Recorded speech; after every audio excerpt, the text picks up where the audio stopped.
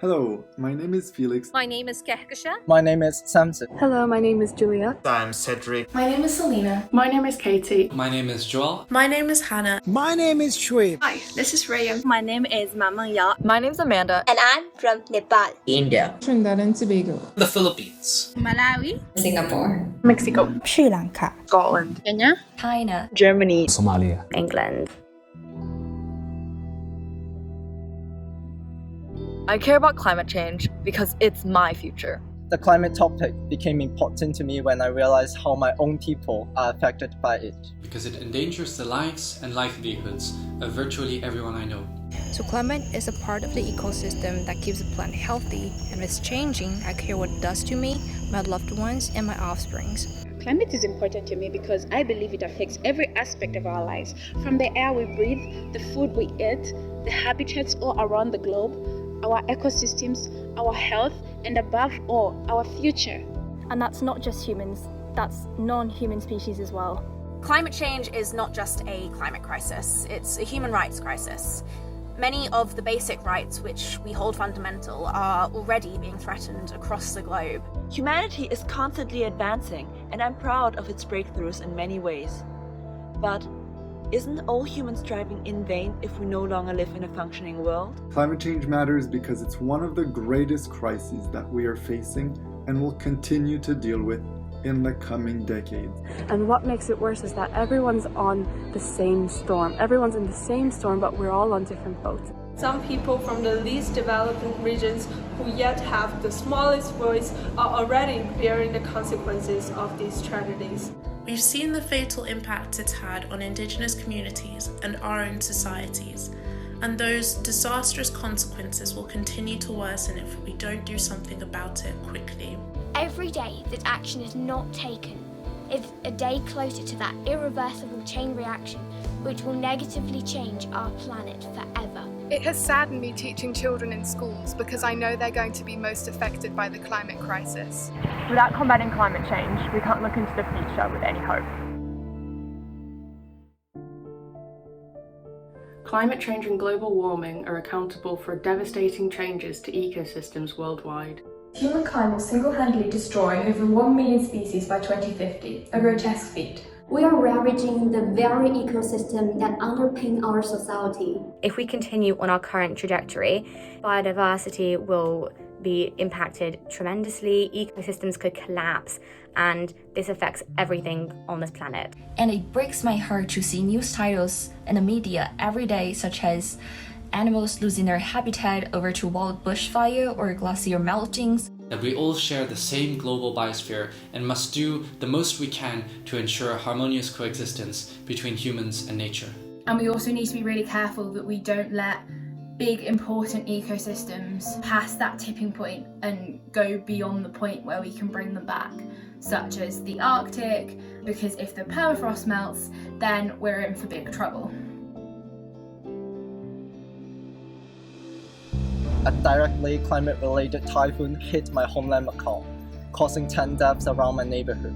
Even here in a more temperate region, you can see how climate change is making weather events more extreme. Our country is highly vulnerable to impacts of extreme weather events, and one of the most common weather-related shocks affecting the country are floods, which bring about devastating effects. I have ever seen heavy floods for several times, and have ever seen water up to this night. This summer, my hometown was attacked by a serious flood. A once-in-a-thousand-years rainfall devastated central China and caused hundreds of deaths in Henan province. It is important to address climate emergency because anyone in the world, including my family, my friends, or someone I don't know in the global village may suffer from the large economic loss caused by those disasters.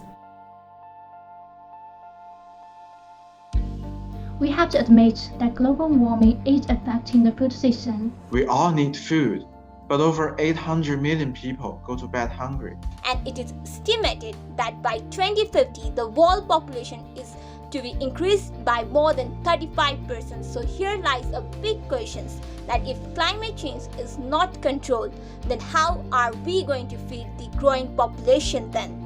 I foresee that climate change will lead to widespread poverty and food insecurity in my country. Because I come from a country that mainly relies on agriculture in order to generate income, and in the recent years this has been affected by climate change, therefore resulting into food insecurity in our country.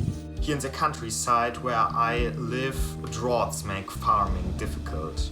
Here in Nigeria, a great factor like emissions from our industries, deforestation, bush burning has reduced the nutritional values in our crops. Policymaking has indirectly stimulated meat production and consumption and put countries like China in a dilemma between economic development and sustainability. Rising demand for meat will make it impossible to achieve the 1.5 target.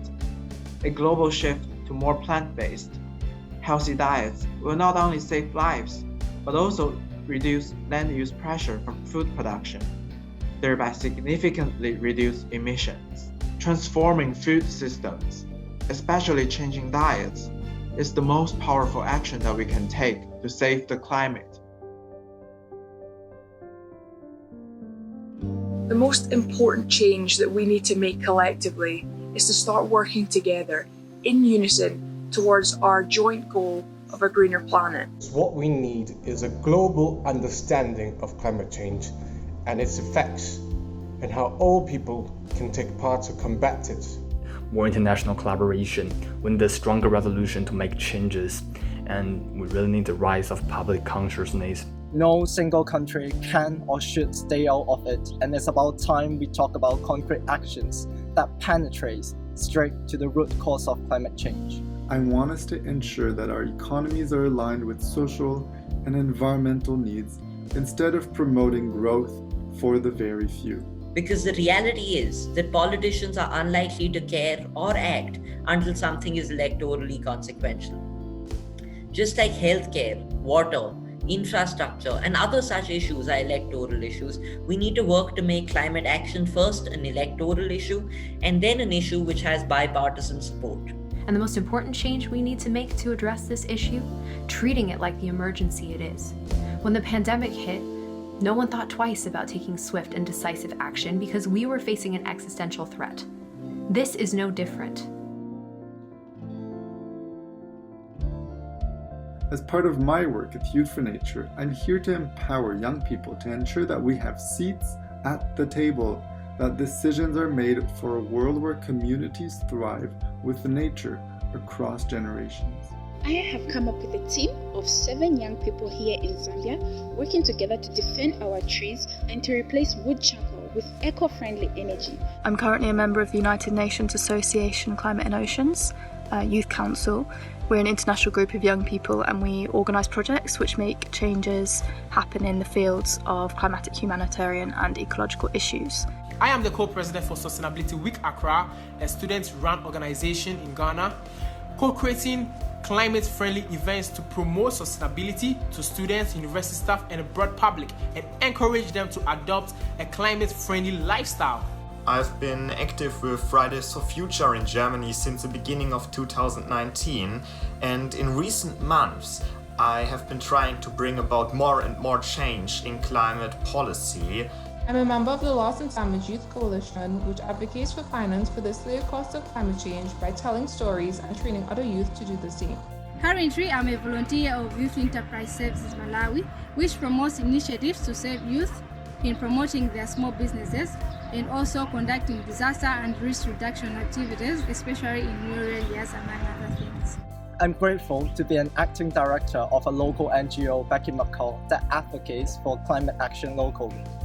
My work there includes mobilizing resources, conducting climate-related research, and also empowering local community to start their own climate action. I personally pledge to think consciously every day about the decisions I make. I pledge to develop or support any local community projects that are constantly trying to reduce the waste in the environment. To plant more trees in my community so as to address climate change in Nigeria. To make more people aware of climate change and make a difference. And I pledge to put pressure on supermarkets to take protective measures in the environments they source their products from. I pledge to increase public awareness of how Switching to a more sustainable diet can help combat climate change. To keep the discussion around climate change and climate action active in my community. To take climate action of teaching people about the concept of environmental sustainability, so we can create the largest number of ambassadors who want to save this planet by themselves. To represent my country in national and international climate change negotiations. I pledge to dedicate my life's work, research and actions to pursuing and promoting more sustainable ways of producing the material that we need to continue our lives. I vow to amplify the voices of those who should be leading us, indigenous groups who have learned how to coexist with nature, not seek mastery over it. I vow to relearn what it is to be a part of nature. I pledge my life to this task. And this is my message to global decision makers. The young people from Africa are the least contributors to global warming, yet we will face the adverse impacts of the climate crisis if actions are not taken now. There is a need to enhance capacity building efforts in emerging economies to implement mitigation and, more importantly, adaptation efforts. I call on the delegates from developed countries at COP26 to live up to your commitments under the Paris Agreement and the UNFCCC. Turn your words into action. It is no longer enough to just declare a climate emergency. You need to actually work with your private sector and civil society and bridge the gap between the top-down and bottom-up approaches to create a truly holistic approach towards not just climate action, but climate justice for people and planet. Acting now does not mean compromise. It means a better future for everyone, not just for your children, but yourselves. Because the climate crisis is now. Stop focusing on your country's financial gains and start acting. I'm calling on decision makers to make space, to listen, include, and be accountable to our demands and ideas. Some of the decisions that you will have to make will not make you popular in the short term. But I need you to realize that those decisions can either save lives or destroy them. We put our trust in you to help those who will be disproportionately impacted by climate change, whose voices cannot be heard, and whose lives and future are dependent on the state of our planet. Please listen to the woman, not only the man. Please listen to the poor, not only the rich. Please listen to the young, not only the old. In the next 20 to 30 years, our lives are the ones that are going to be the most severely impacted by climate change. So we need to be involved in the conversation on how to solve it and how to slow down the worsening effects. Deliberation will kill us. Political agendas will kill us. We need you to be leaders that can make bold decisions and make fast decisions. Because we've already run out of time. We need effective action from the moment this COP26 summit ends. This summit must not have platitudes as a consequence. We must act now. We're past talking. We're at a tipping point. We're at a place of no return. Make the right choice. If not for yourself, then for your children and for everyone that lives on planet Earth. So please listen. Please seize this opportunity to rebuild our planet in a positive, peaceful, eco-friendly way. I would say to the global decision makers at COP26 that our future is in your hands. Please start working together and taking this seriously. Thank you.